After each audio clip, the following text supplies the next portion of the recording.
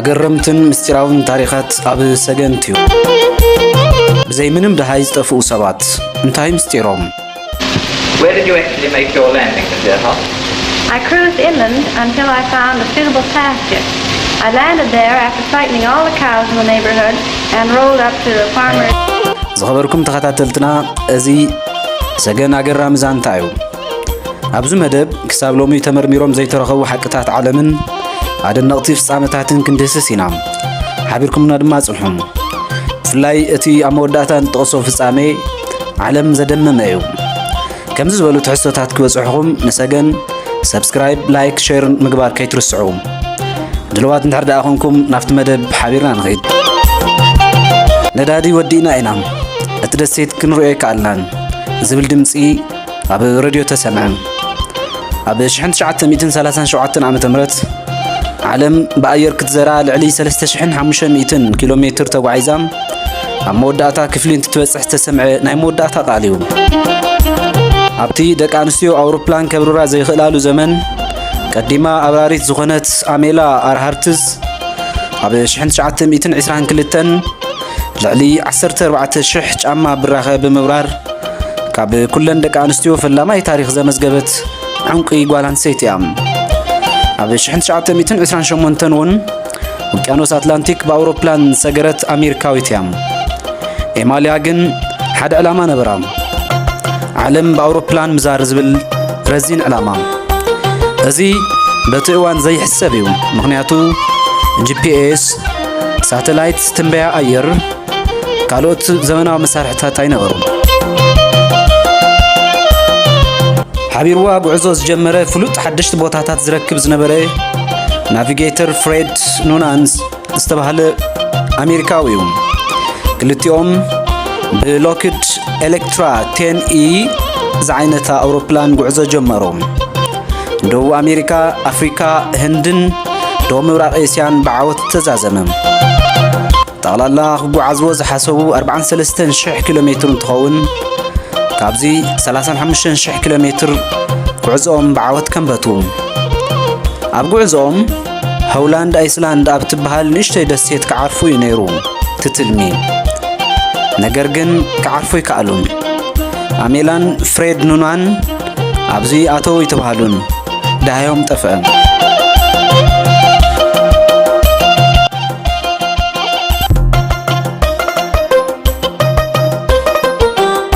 መንግስቲ ኣሜሪካ ብመራኽብ ጀላቡን ዝተፈላለዩ ሰብ ሞያን ብዓይነቱ ዝተፈለየ ዓብዪ ኣለሻ ገበረ።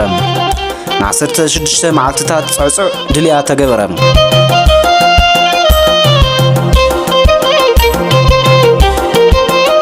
ነገር ግን ደሃይቶም ሰባት ክርከብ ኣይከኣለን።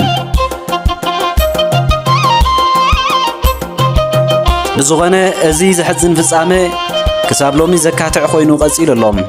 ዝኸበርኩም ተኸታተልቲ ሰገን ኣብዚ ጉዳይ ንስኹም እንታይ ትሓስቡ? ናብታ ክትለዓል ዝተዳለወት ኣውሮፕላን ሓደ ሰብ ኣተወም። ኣብ ኢዱ ጸሊም ቦርሳ ሒዙ ነበረ። መስተ ኣዘዘም፣ ሽጋራ እውን ኣትከኸም። ካብኡ ነታ መተኣናገዲት ንእሽተይ ወረቐት ሃባ። ነታ ወረቐት ክትከፍታ ኣዘዘም። እንተዘይኮይኑ ቦምቢ ከፍንድእ ምዃኑ ጥንክሩ ዝበለ ትእዛዝ ሕለፈ። እታ ወረቐት $200,000 ሃቡኒ እያ ትብል። ኣማራፂ ዘይነበሮም ሰራሕተኛታት እቲ ኣውሮፕላን ነንሕድሕዶም ተመኻኺሮም $200,000 ሃብዎም። ተቐቢሉ ድማ ብፓራሹት ወሪዱ ተሰወረ። ብ1991 ኣብ ኣሜሪካ እዩ። ሽም እቲ ትኬት ዳን ኮፐር ብዝብል ዝተቆረፀ ዘሕዝን ኣገራሚ ክስተት። እዚ ፍጻሜ ክሳብ ሎሚ ብመን ተፈጺሙ ዝብል መልሲ ዘይረኸበ ኮይኑ ቀፂሉ ኣሎ። ብ1998 ኣብ ባሕሪ ካሪብያን ብራፊሲዲ ኦፍ ዘ ሲ መርከብ ጓል 23 ዓመት ኤሚ ምስ ቤተሰባ ክትዘናጋዕ ናብታ መርከብ ኣትያ ነይራ። ኩሉ ህዝቢ ሰላም ኣብ ዝነበረሉ ንጎሆ ግን ኤሚ በይና ተሰኣነት። መርከብ እንትትፍተሽ ድሃይ ኤሚ ተሰኣነ። ብዙሓት ኣብ ጉዳይ ኤሚ ዝተፈላለዩ ርእይቶታት ኣለዎ። ገሊኦም ብሸፋቱ ካሪብያን ተዓጊታ እያ ይብሉ፣ ገሊኦም ድማ ሓደጋ በፂሕዋ ናብ ባሕሪ ክትወድቕ ትኽእል እያ ይብሉ። ምናልባት ሓደ ሰብ ሰሪዑ ቀጥፊዋ ክኾን ይኽእል እዩ ዝብሉ እውን ኣለዉ። ኮይኑ ግን ኣብ ምጥፋእ ኤሚ እዚ ዝበሃል ጭብጢ የለን ካብ ሙሉእ ተሳፈርቲ ኤሚ በይና ተሰዊራ እያ ዝኸበርኩም ተመልከትን ተኸታተልትን ቤተሰብ ሰገን ቲዩብ ከምዚ ዝኣመሰሉ መስጥቲ ፍጻሜታት ክበጽሕኹም ንቻነልና ሰብስክራይብ ምግባር ሕጁም ከይትርስዑ ሰላም ንኹልኹም Where did you actually make your landing, Miss Earhart? I cruised inland until I found a suitable pasture. I landed there after frightening all the cows in the neighborhood and rolled up to the farmer's front door. Who was the first person you saw? The owner of the land came out. I think he was